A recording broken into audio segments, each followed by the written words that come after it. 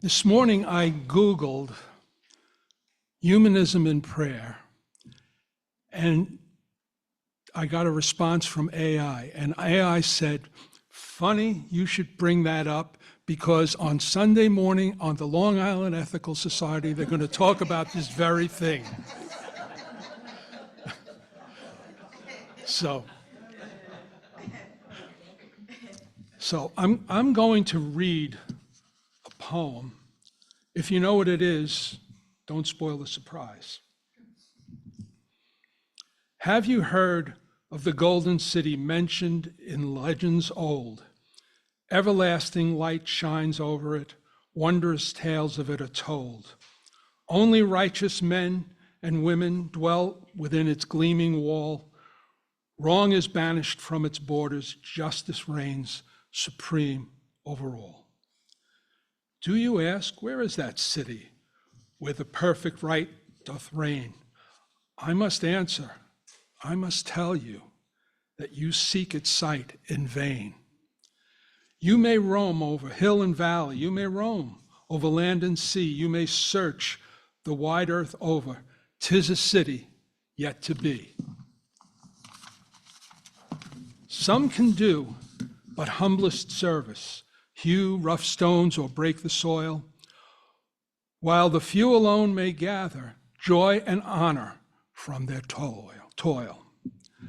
While the few may plan the arches and the fluted columns fair, an immortal thought embody, an immortal beauty there.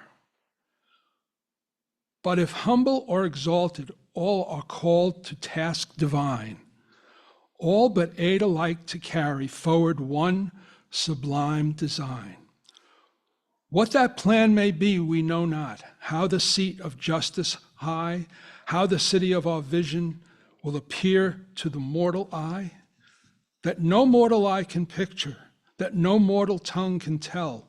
We can barely dream the glories of the future's citadel. But for it we must labor, for its sake bear pain and grief.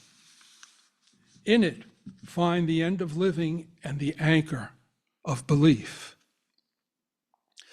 But a few brief years we labor, soon our earthly day is over.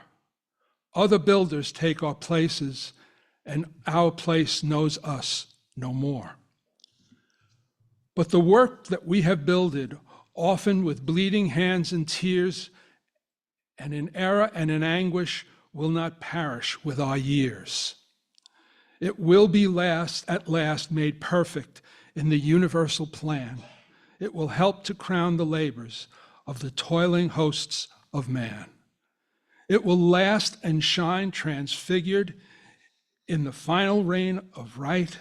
It will merge into the splendors of the city of the light. How many of you knew that poem? Well, that poem is by Felix Adler. And what I loved about it was, the first thought that came into my head after I read it was, this almost sounds like a prayer. It's like, I'm making a commitment. I have a vision. It's something that I want special to happen. I know I can't get there myself, but maybe generations over time will get us to that point.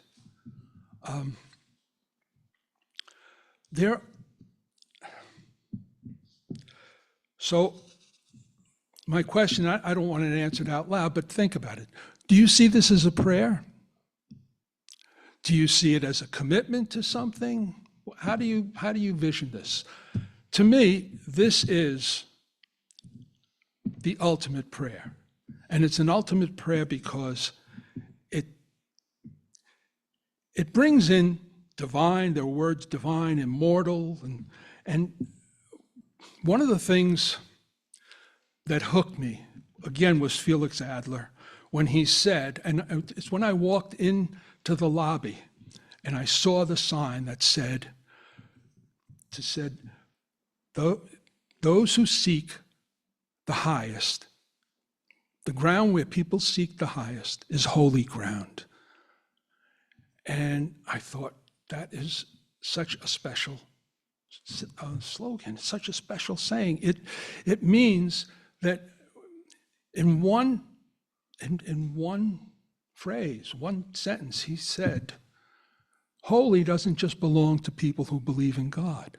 Holy belongs to us as well. And that's significant. I often wonder, and so I try to talk about prayer in the same way. If you can elevate holy into something that can be what we do, then why not prayer? Now, I'm not looking to say prayer is something I speak to somebody divine or speak to God. It could be that, because after all, we are non-theistic. We're not atheistic. It could be praying to God. It could not be. It could have been him saying, God, help me build this city. It might have been just out there for everybody. I was coming home from Hawaii. I got in was it last Friday, Diane, or the Friday before? Last Friday. And on the first leg, I sat next to this guy who was on his way to San Francisco, which was his home, and that was this first leg of the trip. And usually when I sit next to somebody on a plane, we exchange pleasantries. It's no big deal. But for some reason, we just connected on a very deep level. There were certain things that we talked about. We talked about our lives, how our families, and how we got to where we got. And in certain ways, he couldn't be more different. But in other ways, he was almost the same. We were both raised as Catholics. He came from Brazil. He was an entrepreneur, had several businesses. I certainly wasn't an entrepreneur. I always knew I wanted to be a teacher. But we started talking about so many different things. We started talking about religion. And he said to me, I've given up on that. I just don't believe in any of it anymore. And he said, but I feel a little lost. He said, I was Catholic for all those years, and now I don't have anything. And I wish I had something. And I said to him, I was in the same spot you were. I said, I was lucky enough to find a place. And I said, have you ever heard of ethical culture? And he said, no. And so I just started describing it to him. I started talking about your book, Spelling God with 2 O's. I talked about bringing out the best in others and deed before creed. And at some point in that talk, he stopped me and he said, I'm an ethical humanist. And we both laughed about it, but it was, and he wanted to know all about it. And so a great deal, and what I discovered as I was talking to him was that a great deal of this talk was formed in that conversation. So I will, some of it is part of that and some of it is not. And I will share with you. Just bear with me here. I have some notes and, okay.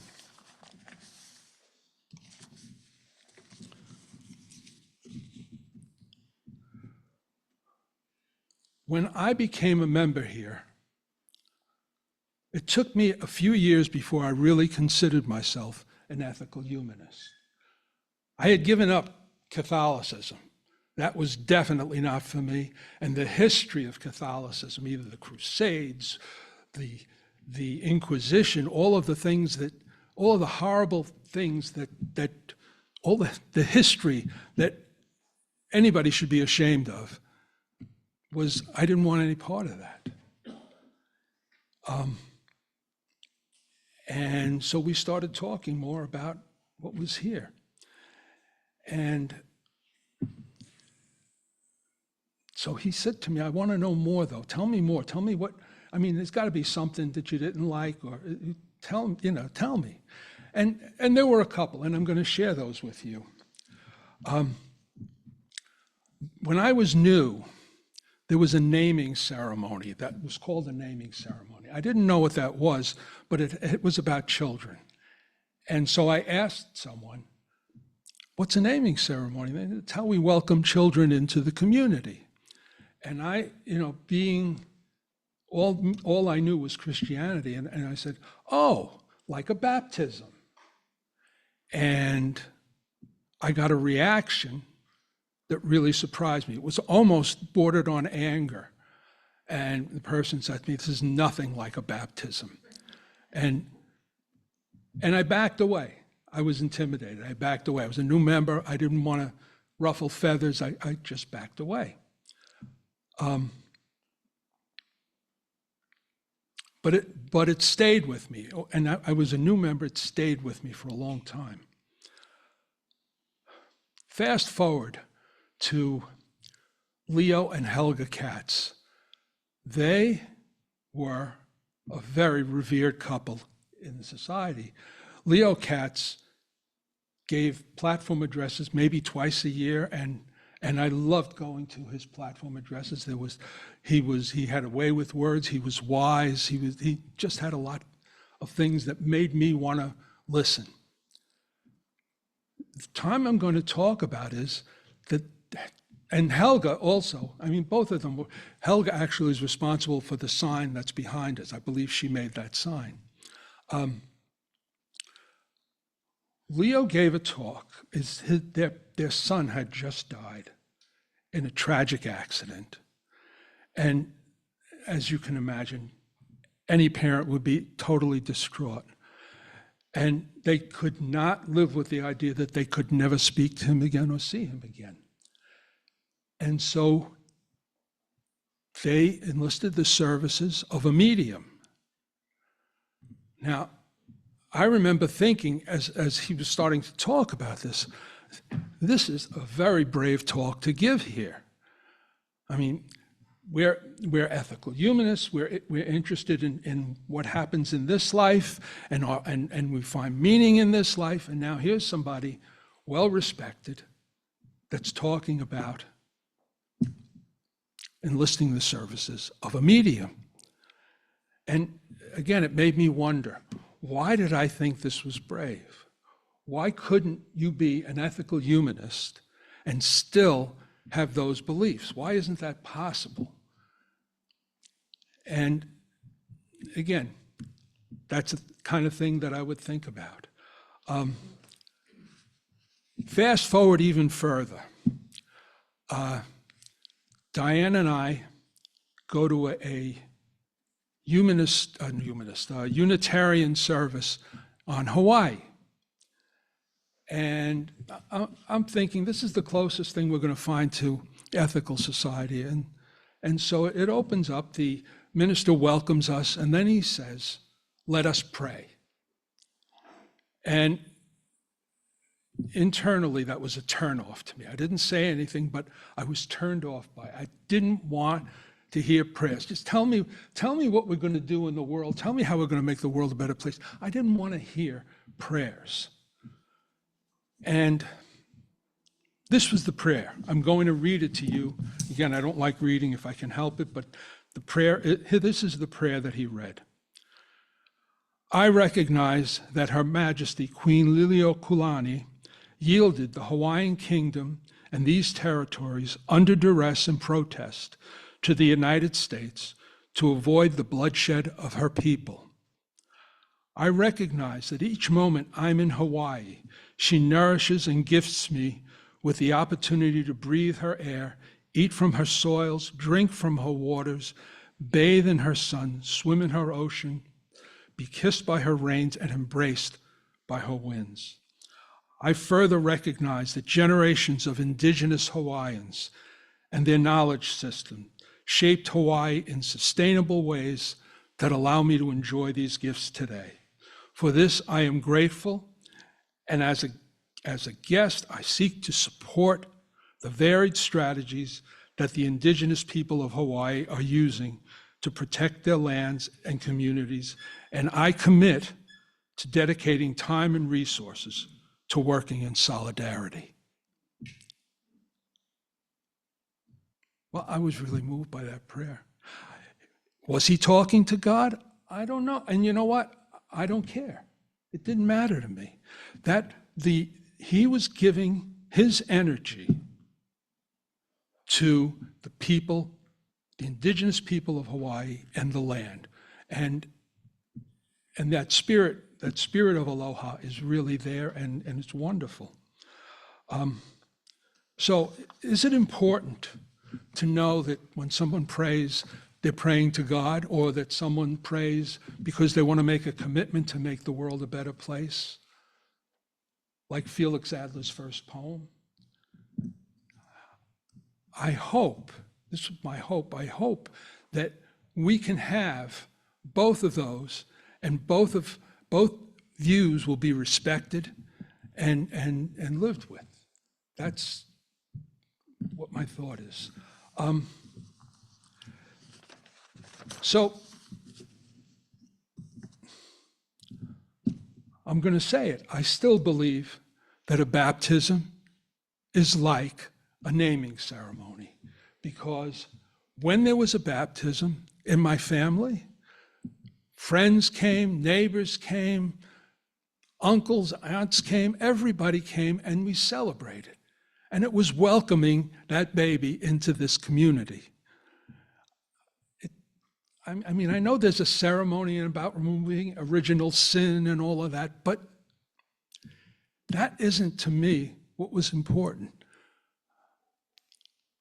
There was a legitimate reason for celebrating. It was a party, and it was wonderful to be together, and that's what we did. There are so many things. As I said before, Christianity has a lot to apologize for. The thing I want to say is there's an ocean full of dirty bathwater that goes with Christianity.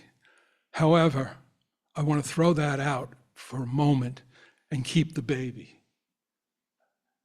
For instance, one of Jesus' sayings, and I don't believe Jesus was God. I do not. I believe he was a teacher, and an ethical teacher at that. Interestingly enough, there was a talk a number of years ago here which asked the question, was Jesus an ethical teacher? And the answer that the speaker came up with was no. And I understood his reasons, but I also have my reasons for thinking he is.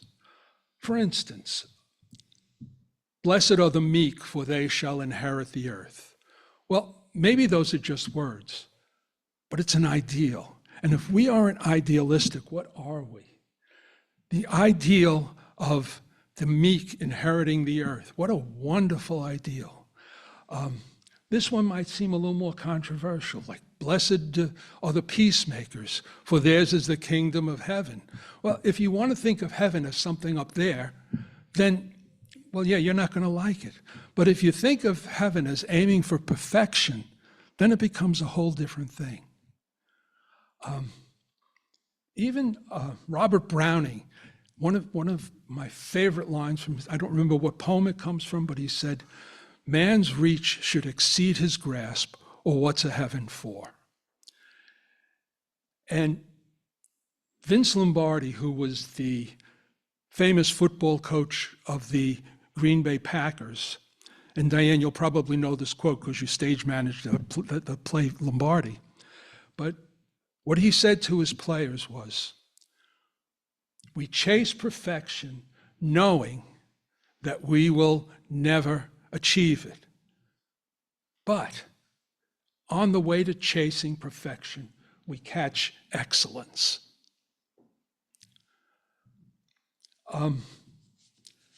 And those are my thoughts about prayer and intention. And the last thing I want to end with is, let me just find the quote.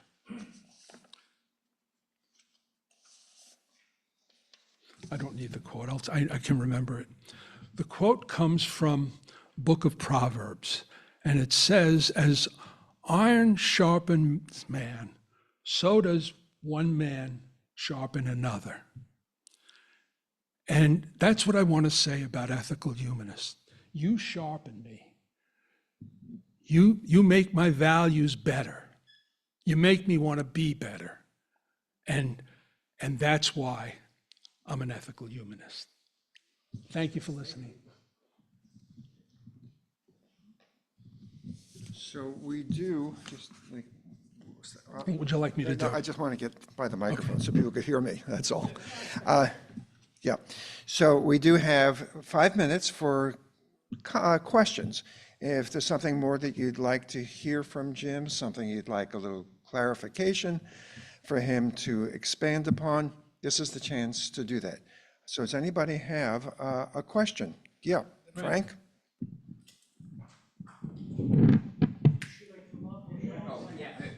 You have to, we don't have a... Yeah, we don't have a... Oh, I'm sorry, we do have... Here we go. But it's good to come up because people on Zoom don't see you.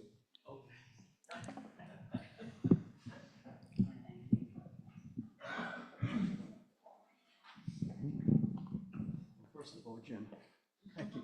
Thank you. This was such an important talk.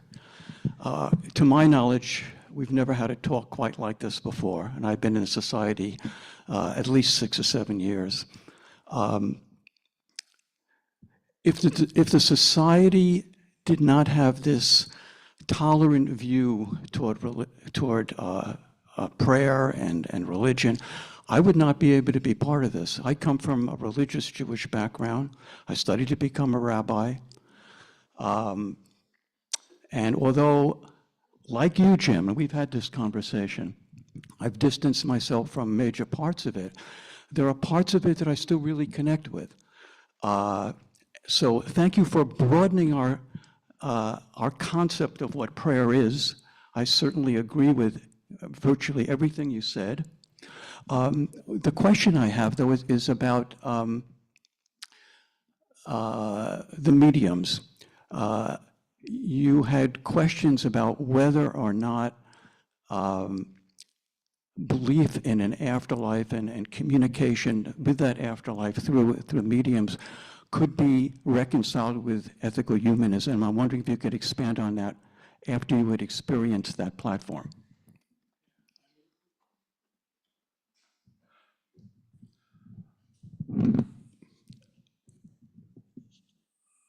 I recognize that we're about what happens here on earth and in this life. And so when someone comes up to talk about enlisting the services of a medium, it gives me pause when it happens in an ethical society.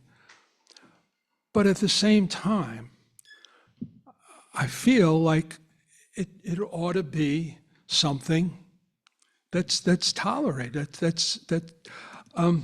There was something I wanted to say. I can't expand on it.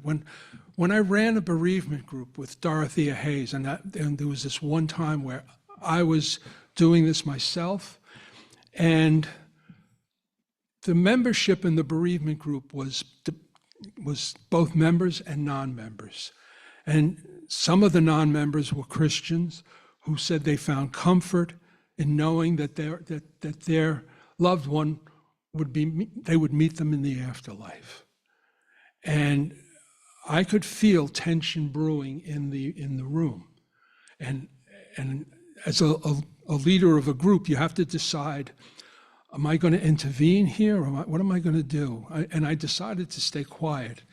And one of our members stood up and said, I just lost my son, and I will never see him again.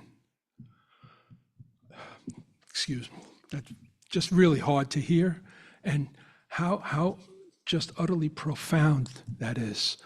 And she then went on to say, I am so jealous of all of you who believe otherwise. And I get it. I mean, I just can't imagine losing my child and then saying, I'm never going to see them again. It's just beyond the scope of what I can even think about. Other questions? No? Is there a question on Zoom, somebody? No? Okay. Well, if you want, I mean, I'm going to get a cup of coffee. If you want to talk, we can certainly do that. Thank you all for listening.